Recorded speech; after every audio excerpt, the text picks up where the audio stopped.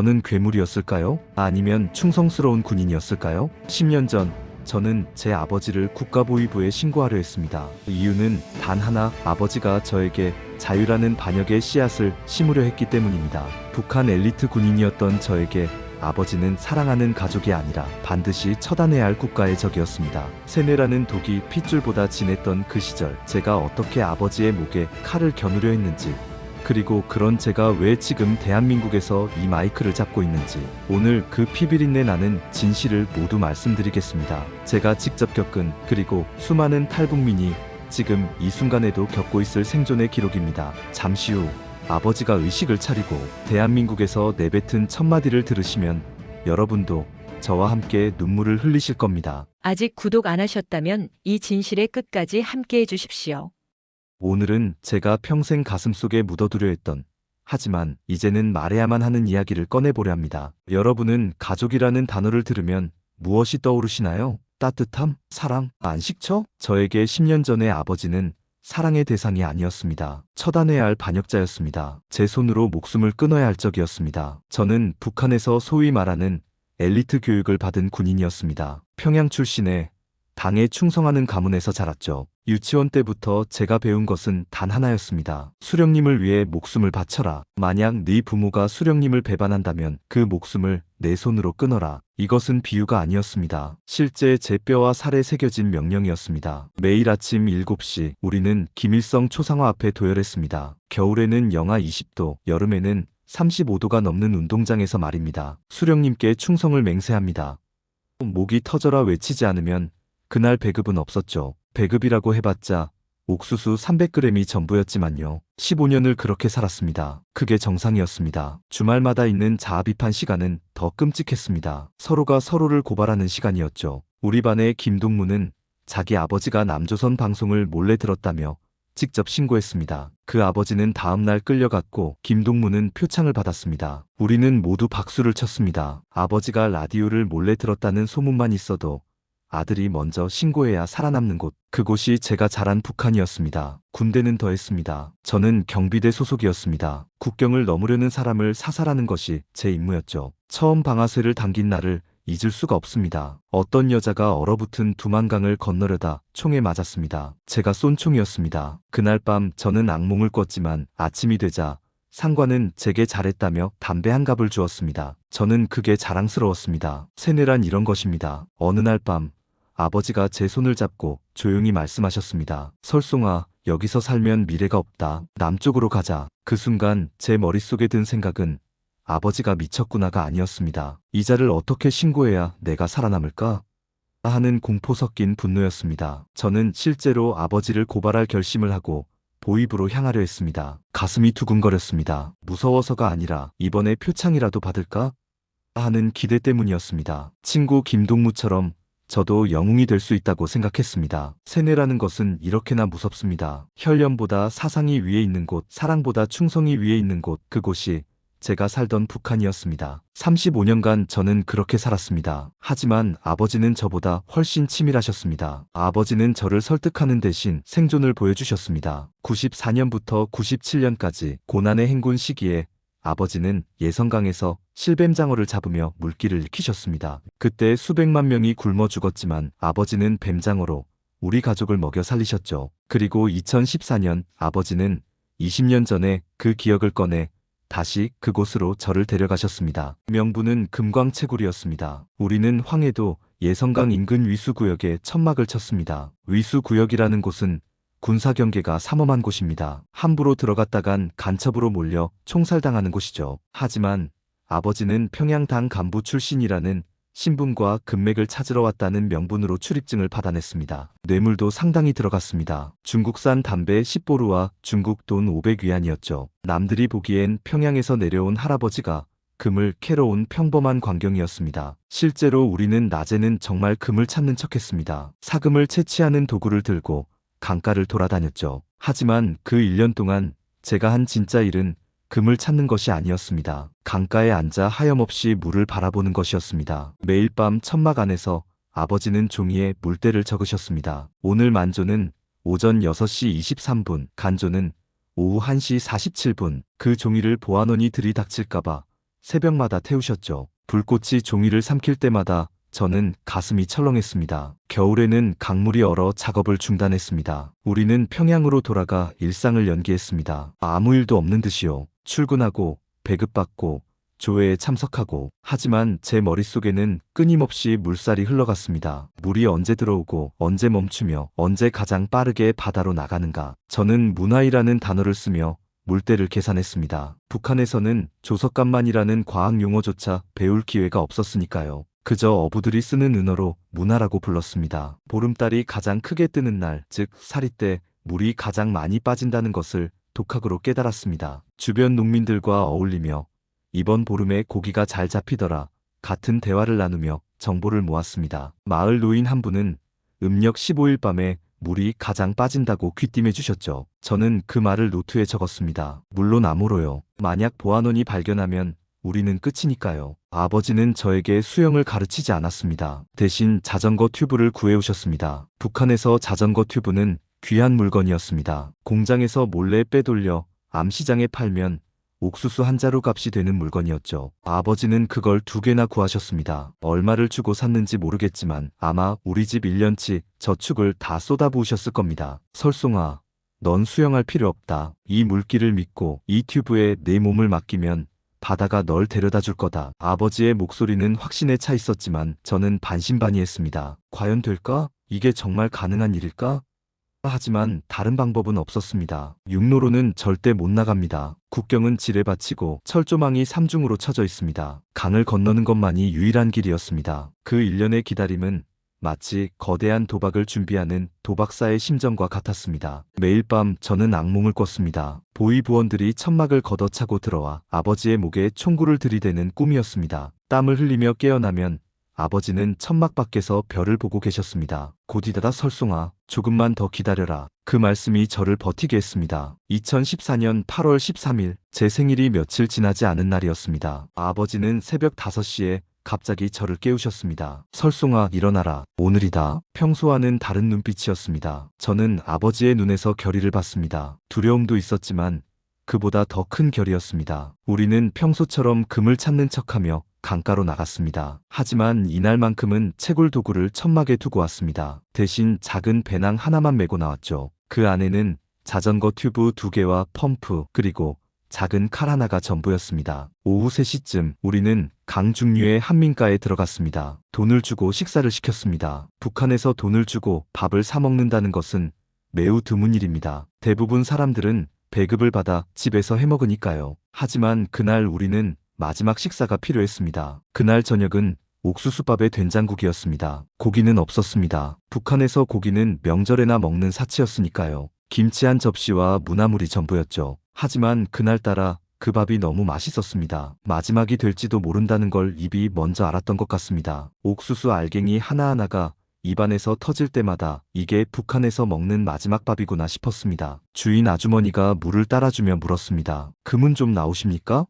아버지는 웃으며 대답하셨습니다. 아직은 아니요. 하지만 곧 큰 것을 캘 것 같소. 그 말에 담긴 진짜 의미를 아주머니는 몰랐습니다. 우리가 캐려는 것은 금이 아니라 자유였으니까요. 아버지는 제게 술 한 사발을 가득 따라주셨습니다. 북한에서 아버지가 아들에게 술을 권하는 것은 아주 특별한 의미가 있습니다. 성인식이거나 군대 입대 전이거나 아니면 마지막 작별일 때입니다. 이게 마지막 일지도 모른다. 그 무거운 침묵이 술잔에 담겨 있었습니다. 저는 한 모금 마셨습니다. 싸구려 옥수수 술이었지만 목구멍을 타고 내려가는 그 뜨거움이 지금도 생생합니다. 아버지도 한 잔 드셨습니다. 우리는 말없이 술잔을 비웠습니다. 그 침묵 속에 모든 것이 담겨 있었습니다. 살아서 다시 만나자. 만약 안 되면 저승에서 보자. 그런 말들이요. 식사를 마치고 나온 밤 9시. 달은 보름을 지나 조금 기울어 있었습니다. 아버지가 말씀하셨던 바로 그날이었죠. 사리가 지나고 조금씩 물이 약해지는 시기. 하지만 아직 물살은 충분히 강했습니다. 우리는 버려진 폐갱 안으로 들어갔습니다. 폐갱은 어둡고 축축했습니다. 박쥐 냄새와 썩은 물 냄새가 진동했죠. 벽에는 이끼가 끼어 있었고 천장에서는 물방울이 뚝뚝 떨어졌습니다. 아버지가 갑자기 옷을 벗기 시작하셨습니다. 너도 벗어라. 저는 멍하니 서 있다가 아버지를 따라 옷을 벗었습니다. 팬티와 런닝만 남긴 채 우리는 미리 숨겨둔 자전거 튜브를 꺼내 몸에 감았습니다. 펌프질 소리가 폐경 안에 울려 퍼질 때마다 제 심장도 터질 듯이 뛰었습니다. 뻑뻑, 뻑뻑. 그 소리가 너무 컸습니다. 혹시 밖에서 들리는 건 아닐까 싶었죠. 손가락이 떨렸습니다. 무서워서가 아니라 흥분해서였습니다. 드디어 시작이구나. 그때였습니다. 폐경 입구로 전등 불빛이 쓱 들어왔습니다. 누군가 다가오고 있었습니다. 발소리가 들렸습니다. 제 온몸에 피가 얼어붙었습니다. 들켰다. 끝났다. 아버지는 망설임 없이 품 안에서 칼을 뽑아들고 밖으로 뛰어나가셨습니다. 이놈 새끼! 하는 호통과 함께요. 저는 폐경 안에서 숨을 죽였습니다. 밖에서 고함 소리가 들렸습니다. 여기 뭐 하시는 겁니까? 다행히 상대는 민간인이었고 칼을 든 아버지의 기세에 눌려 전등을 끄고 도망쳤습니다. 발소리가 멀어졌습니다. 하지만 이제 시간이 없었습니다. 그가 신고하면 우린 끝입니다. 5분 안에 보안원들이 몰려올 겁니다. 10분이면 군인들이 나타나겠죠. 뛴다. 아버지의 외침에 저는 튜브를 몸에 두른 채 뛰기 시작했습니다. 폐경에서 강까지는 약 200m, 맨발로 뛰었습니다. 돌에 발이 찢어졌지만 아픔을 느낄 겨를이 없었습니다. 우리는 뒤도 돌아보지 않고 예성강의 검은 물속으로 몸을 던졌습니다. 첨벙, 그 물소리가 새벽 공기를 갈랐습니다. 강물은 차가웠습니다. 한여름이었지만 뼛속까지 시린 냉기가 느껴졌습니다. 8월이었지만 강물은 빙하처럼 차가웠습니다. 나중에 안 사실이지만 예성강은 수심이 깊고 지하수가 올라와서 여름에도 수온이 15도밖에 안 된다고 합니다. 5분만 있어도 입술이 파래지는 온도였죠. 저는 이빨을 악물었습니다. 떨리는 이빨 소리가 들릴까봐요. 온몸이 경련을 일으켰습니다. 추위 때문인지 공포 때문인지 알 수 없었습니다. 아마 둘 다였을 겁니다. 수영을 못하는 저는 아버지의 손에 이끌려 물결에 몸을 맡겼습니다. 튜브가 제 몸을 띄워주었습니다. 아버지는 제 손목을 꽉 잡으셨습니다. 놓치면 안 된다는 듯이요. 그 손의 힘이 너무 강해서 손목이 아팠지만 저는 한마디도 하지 않았습니다. 아버지는 속삭였습니다. 이제부터 말하지 마라. 숨소리도 죽여라. 기침도 하지 마라. 소리가 나면 우리는 끝이다. 저는 고개를 끄덕였습니다. 입을 꽉 다물었습니다. 물살은 우리를 데려갔습니다. 썰물이었습니다. 강물은 바다를 향해 빠르게 흘러갔습니다. 우리는 그 물살을 타고 남쪽으로 자유를 향해 표류했습니다. 하늘에는 별이 총총했습니다. 구름 한 점 없는 맑은 밤이었죠. 저 멀리 하구 초소에서 서치라이트가 강면을 훑기 시작했습니다. 하얀 불빛이 물살을 가르며 우리 쪽으로 다가올 때마다 저는 물속으로 머리를 쳐박았습니다. 코로 물이 들어왔습니다. 기침이 나올 뻔했지만 참았습니다. 서치라이트가 지나갈 때마다 심장이 목구멍까지 올라왔습니다. 사격하겠구나. 이제 총알이 내 머리를 뚫겠구나. 눈을 감았습니다. 그 짧은 몇 초가 수천 년처럼 느껴졌습니다. 저는 군인이었기에 알았습니다. 북한군의 사격 절차를요. 먼저 서치라이트로 표적을 확인합니다. 그 다음 확성기로 정지하라. 고 외칩니다. 3번 경고하고 응답이 없으면 사격합니다. 일단 쏘면 죽을 때까지 쏩니다. 그런데 이상했습니다. 총소리가 들리지 않았습니다. 경고방송도 없었습니다. 살짝 눈을 떠보니 서치라이트가 우리를 비껴가 엉뚱한 곳에 고정되어 있었습니다. 강 위에 떠있는 나무 토막을 비추고 있었죠. 저는 군인 출신이라 알았습니다. 저 초소에 있는 병사는 지금 졸고 있다는 것을요. 북한군은 영양실조에 시달립니다. 하루 배급이 옥수수 한 줌입니다. 밤 근무를 서면 졸음을 참을 수가 없죠. 게다가 한 달 전쯤 이 지역에서 탈북 사건이 있었습니다. 그때 비상이 걸려 일주일간 밤샘 근무를 섰을 겁니다. 아버지는 나중에 말씀하셨습니다. 북한군은 사건이 터지고 한 달이 지나면 가장 나태해진다. 긴장이 풀리는 거지. 그들은 지금 졸고 있는 거다. 우리는 그 틈을 노린 거야. 우리는 그 나태함 사이를 비집고 죽음의 강을 지나 바다로 향했습니다. 물살은 생각보다 빨랐습니다. 튜브에 매달린 채 우리는 물길을 따라 서해로 떠내려갔습니다. 양옆으로 강둑이 빠르게 지나갔습니다. 30분쯤 흘러갔을까요? 강폭이 넓어지기 시작했습니다. 하구에 도착한 것입니다. 바다 냄새가 났습니다. 짠내가 코를 찔렀죠. 파도 소리도 들렸습니다. 우리는 바다로 나가고 있었습니다. 하늘에는 별이 총총했습니다. 북한에서는 전기가 없어 밤하늘이 이렇게 밝았습니다. 어렸을 때 할머니가 말씀하셨죠. 저 별들이 죽은 조상들이란다. 저는 그 별들을 보며 기도했습니다. 할머니, 할아버지, 저희를 도와주세요. 아이러니하게도 탈북하는 밤, 그 별빛이 우리를 인도했습니다. 북두칠성이 북쪽을 가리키고 있었습니다. 그 반대가 남쪽이었죠. 우리는 별을 보며 방향을 확인했습니다. 저쪽이 자유다. 저쪽이 대한민국이다. 바다로 나오자 저 멀리 대한민국 해안의 불빛이 보였습니다. 북한의 어둠과는 비교도 할 수 없는 찬란한 빛이었습니다. 남쪽 해안의 불빛은 북한의 어둠과 너무 달랐습니다. 북에서는 밤 10시면 모든 불이 꺼집니다. 전기가 없으니까요.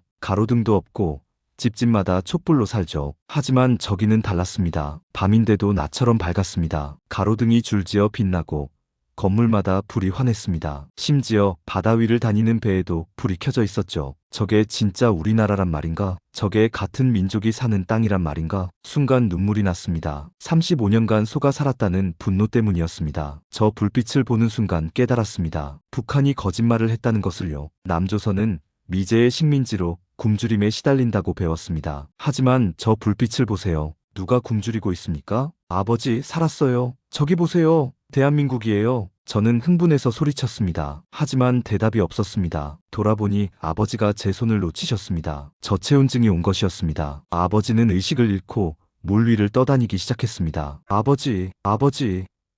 저는 패닉 상태에 빠졌습니다. 아버지의 입술은 새파랗게 변해 있었습니다. 눈은 반쯤 감겨 있었고 호흡은 약했습니다. 제가 아버지의 몸을 흔들었지만 반응이 없었습니다. 저는 미친 듯이 주변에 풀더미를 모아 아버지의 얼굴을 씌웠습니다. 혹시라도 북한 초소의 서치라이트에 반사될까봐요. 물에 떠다니는 갈대와 수초를 모아서 아버지 몸 위에 덮었습니다. 위장이었습니다. 그런데 더 큰 재앙이 닥쳤습니다. 물때가 바뀐 것입니다. 아버지가 계산을 잘못하신 걸까요? 아니면 제가 잘못 이해한 걸까요? 바다로 나가야 할 물길이 다시 북쪽으로, 우리가 도망쳐온 그 지옥으로 우리를 밀어올리기 시작했습니다. 안 돼! 안 돼!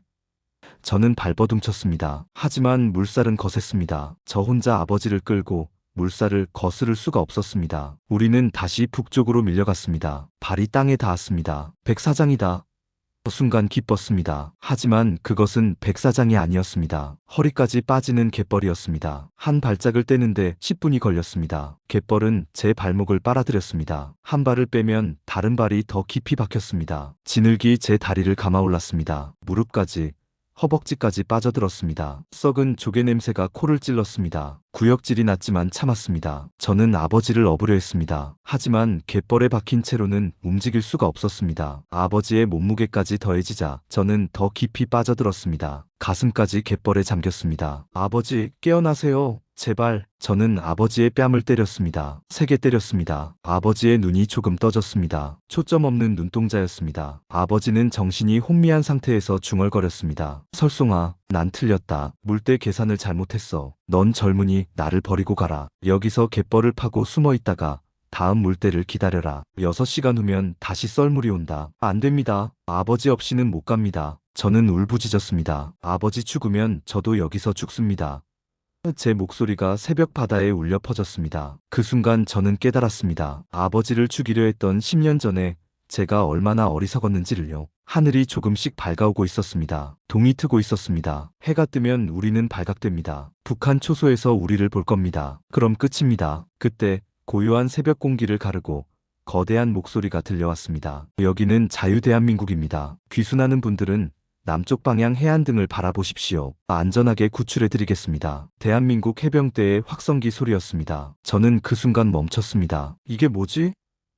처음엔 함정인 줄 알았습니다. 자유대한민국이라는 말조차 북한에서는 금지어였으니까요. 우리는 남조선이라고 배웠습니다. 절대 대한민국이라고 부르지 않았죠. 혹시 우리를 유인해서 잡으려는 게 아닐까? 북한 보위부가 짜놓은 함정은 아닐까? 그런 생각이 머리를 스쳤습니다. 하지만 다른 선택지는 없었습니다. 물은 계속 차올랐고 우리는 이미 죽어가고 있었습니다. 저는 살려달라고 소리쳤습니다. 여기 사람 있습니다. 제발 살려주세요. 목이 쉬도록 외쳤습니다. 팔을 흔들었습니다. 하지만 아무리 외쳐도 배가 오거나 군인이 다가오지 않았습니다. 왜 안 오지? 우리를 보고도 그냥 두는 건가? 원망이 밀려왔습니다. 역시 남쪽도 거짓말이었구나. 우리 같은 탈북자는 필요 없는 거구나. 그런 생각마저 들었습니다. 절망이 엄습했습니다. 저 멀리 남쪽 해안에서 헬기 소리가 들렸습니다. 헬기가 우리 상공을 선회했습니다. 서치라이트를 비췄습니다. 분명히 우리를 봤을 겁니다. 하지만 구조하러 내려오지 않았습니다. 그냥 선회만 하다가 돌아갔습니다. 왜요? 왜 안 구해주는 거예요? 저는 하늘을 향해 울부짖었습니다. 나중에 알게 된 사실이지만 그곳은 중립수역이었습니다. 정확히는 NLL 북방한계선 인근이었죠. 함부로 군 장비를 가지고 들어오면 정전협정 위반이 되는 민감한 구역이었습니다. 북한이 도발의 빌미로 삼을 수 있는 곳이었죠.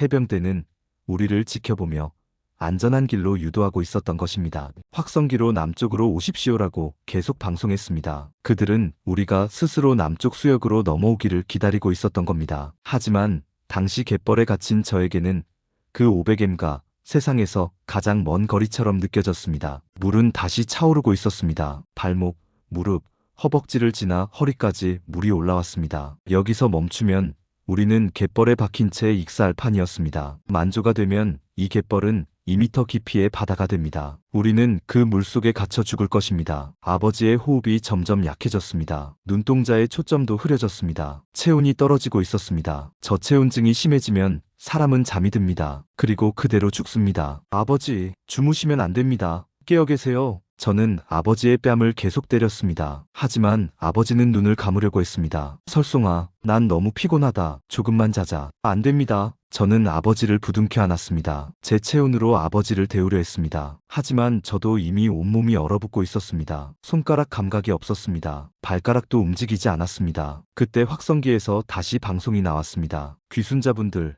조금만 더 힘내십시오. 남쪽 방파제까지 오시면 구조해드리겠습니다. 포기하지 마십시오. 그 목소리에는 절박함이 담겨 있었습니다. 한국 군인도 우리를 구하고 싶어 한다는 것을 느꼈습니다. 하지만 그들도 규칙이 있었습니다. 중립수역에는 들어올 수 없었던 겁니다. 그래, 포기하면 안 돼. 여기까지 왔는데 죽을 수는 없어. 저는 다시 힘을 냈습니다. 갯벌에서 발을 빼기 시작했습니다. 한 발 한 발. 너무 느렸습니다. 하지만 멈추면 안 됐습니다. 마지막 수단을 써야 했습니다. 저는 북한 군용 배낭에 달린 끈 4개를 모두 뜯어냈습니다. 그리고 제 벨트와 아버지의 벨트를 하나로 묶었습니다. 손가락이 굳어서 벨트 고리가 제대로 잡히지 않았습니다. 첫 번째 시도는 실패했습니다. 끈이 풀렸습니다. 두 번째도 실패했습니다. 3번 만에 겨우 묶었죠. 아버지의 허리는 너무 가늘어져 있었습니다. 벨트가 헐렁했습니다. 북한에서 배급이 끊긴 지 벌써 몇 년째였으니까요. 아버지는 원래 70kg이 넘으셨는데 탈북할 때는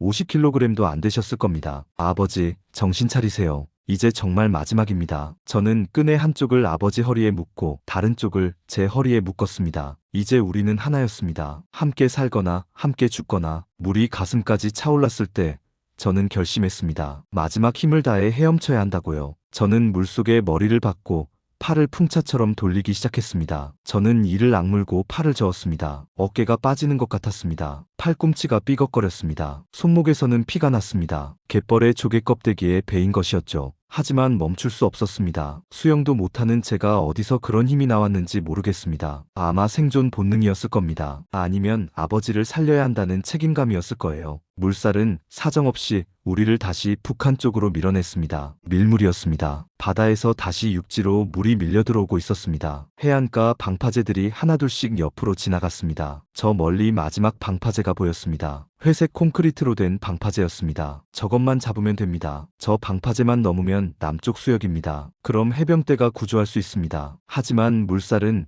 우리를 그 방파제 옆으로 밀어내고 있었습니다. 저 마지막 방파제마저 놓치면 우리는 다시 북측 초소 앞으로 떠내려가게 됩니다. 그럼 끝입니다. 총알 세례를 받거나 체포되어 정치범 수용소로 끌려가는 거죠. 아버지, 한 번만 밀어주세요. 제발. 의식을 잃어가던 아버지가 마지막 힘을 짜내 저를 한 번, 2번 밀어주셨습니다. 그 힘은 약했습니다. 하지만 충분했습니다. 그 반동으로 우리는 와류에 올라탔습니다. 와류는 소용돌이 치는 물길입니다. 방파제 끝에서 생기는 역류였죠. 그 와류가 우리를 방파제 쪽으로 밀어냈습니다. 기적이었습니다. 우리는 방파제에 몸을 부딪혔습니다. 쾅! 어깨가 콘크리트에 부딪혀 아팠습니다. 하지만 기뻤습니다. 저는 방파제를 붙잡았습니다. 손톱이 부러졌습니다. 하지만 놓지 않았습니다. 아버지, 도착했어요. 여기가 대한민국이에요. 철문이 열렸습니다. 방파제 안쪽에서 무장한 해병대원들이 쏟아져 나왔습니다. K-2 소총을 든 해병대원 6명이